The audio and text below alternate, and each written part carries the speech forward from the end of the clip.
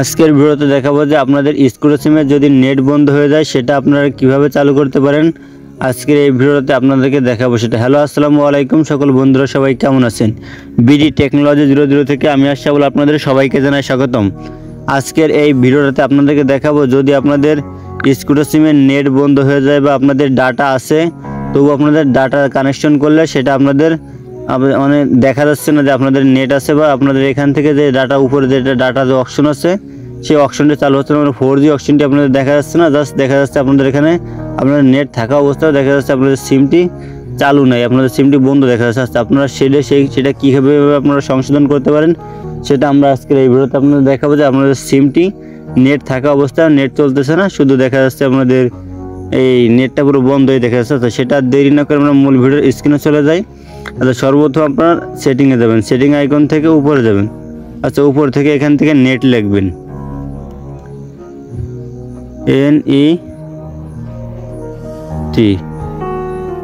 আচ্ছা, নেট লিখলে উপরে দেখতে পারবেন যে সর্বপ্রথম এই অপশনটি আছে, এই অপশনটি ক্লিক করবেন, মোবাইল নেটওয়ার্কে ক্লিক করবেন।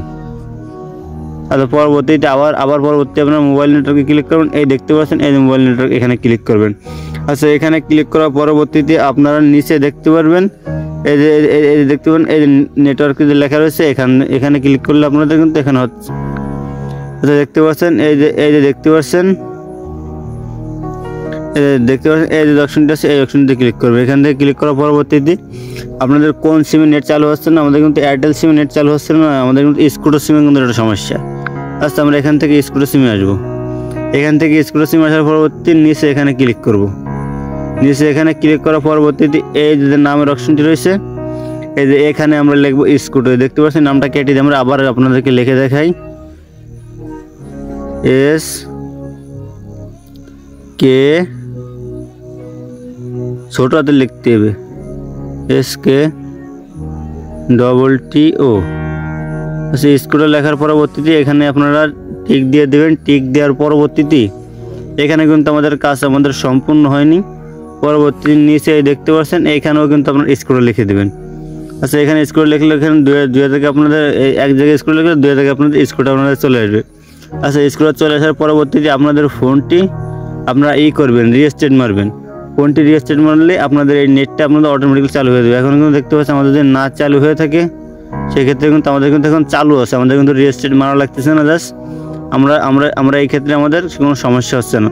আচ্ছা, আপনারা ওইখান থেকে ওইটা চালু করার পরবর্তীতে ওই যে স্কুটো আপনারা এখান থেকে লেখার পরবর্তীতে এই যে অপশনটি আছে এই যে এখান থেকে 2 সিমে আপনারা, আমাদের তো 2 সিমে আছে, আপনাদের 1 সিমে থাকলে এই যে এখানে ক্লিক করবেন। ক্লিক করার পরবর্তীতে এখানে স্কুটো লিখবেন, স্কুটো লিখে জাস্ট ওকেতে চাপ দিবেন।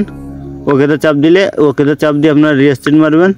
এই যে পাওয়ার বাটন এখান থেকে চাপ দিবেন, দেখতে পাচ্ছেন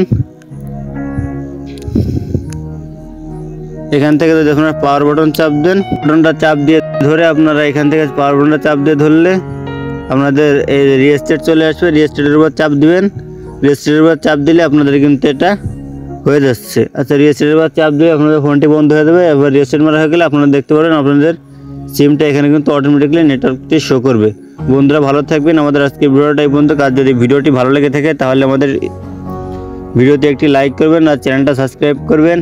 আর আপনাদের যদি কোনো মূল্যবান কোনো মতামত থেকে থাকে তাহলে আমাদের কমেন্ট বক্সে জানাতে পারেন।